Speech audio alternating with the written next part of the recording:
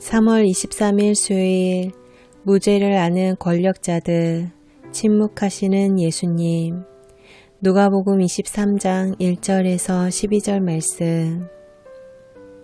무리가 다 일어나 예수를 빌라도에게 끌고 가서 고발하여 이르되 우리가 이 사람을 보매 우리 백성을 미혹하고 가이사에게 세금 바치는 것을 금하며 자칭 왕 그리스도라 하더이다 하니 빌라도가 예수께 물어 이르되 네가 유대인의 왕이냐? 대답하여 이르시되 내 말이 옳도다. 빌라도가 대제사장들과 무리에게 이르되 내가 보니 이 사람에게 죄가 없도다 하니 무리가 더욱 강하게 말하되 그가 온 유대에서 가르치고 갈릴리에서부터 시작하여 여기까지 와서 백성을 소동하게 하나이다. 빌라도가 듣고 그가 갈릴리 사람이냐 물어 헤롯의 관할에 속한 줄 알고 헤롯에게 보내니 그때의 헤롯이 예루살렘에 있더라. 헤롯이 예수를 보고 매우 기뻐하니 이는 그의 소문을 들었으므로 보고자 한 지 오래였고 또한 무엇이나 이적 행하심을 볼까 바랐던 연고로라.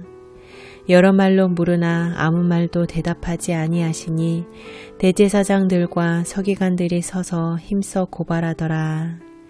헤롯이 그 군인들과 함께 예수를 업신여기며 희롱하고 빛난 옷을 입혀 빌라도에게 도로 보내니 헤롯과 빌라도가 전에는 원수였으나 당일에 서로 친구가 되니라. 아멘. 본문 해설입니다. 예수님 당시에는 사역 집행권이 로마 총독에게 있었습니다. 그래서 무리는 예수님을 빌라도에게 끌고 갑니다.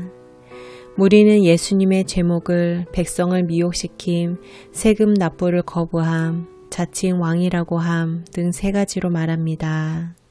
하지만 예수님은 백성을 현혹시키지 않았고 가이사에게 세금 바치는 것을 금하시지 않았습니다. 빌라도는 마지막 죄목만을 가지고 예수님께 내가 유대인의 왕이냐 라고 묻습니다. 예수님은 내 말이 옳다 라고 답하시며 자신의 정체성과 신분을 분명히 밝히십니다. 빌라도는 예수님의 무죄를 선언합니다. 빌라도의 무죄 선언은 죄 없으신 예수님이 인류의 죄를 대속하시는 것임을 알려줍니다. 예수님의 무죄는 헤롯에 의해서도 입증됩니다.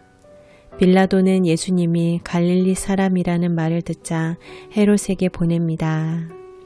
마침 헤롯은 유월절을 보내기 위해 예루살렘에 머물고 있었습니다.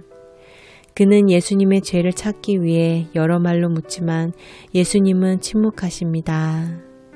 헤롯 또한 예수님의 무죄를 간접적으로 인정합니다.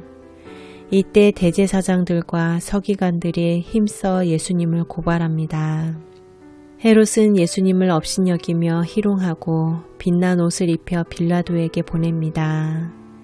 예수님에게 빛난 옷을 입힌 것은 그분의 왕권을 조롱하는 것입니다.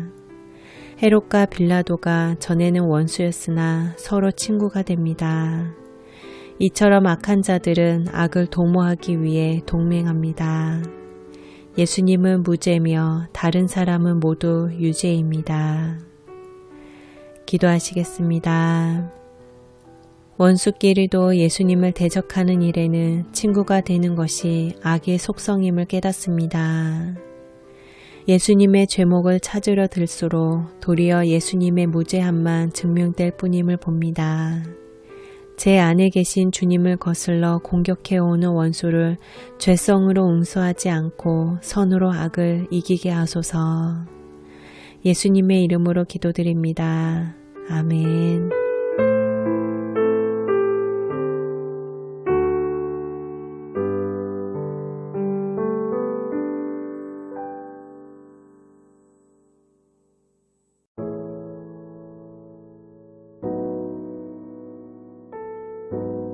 묵상 질문입니다.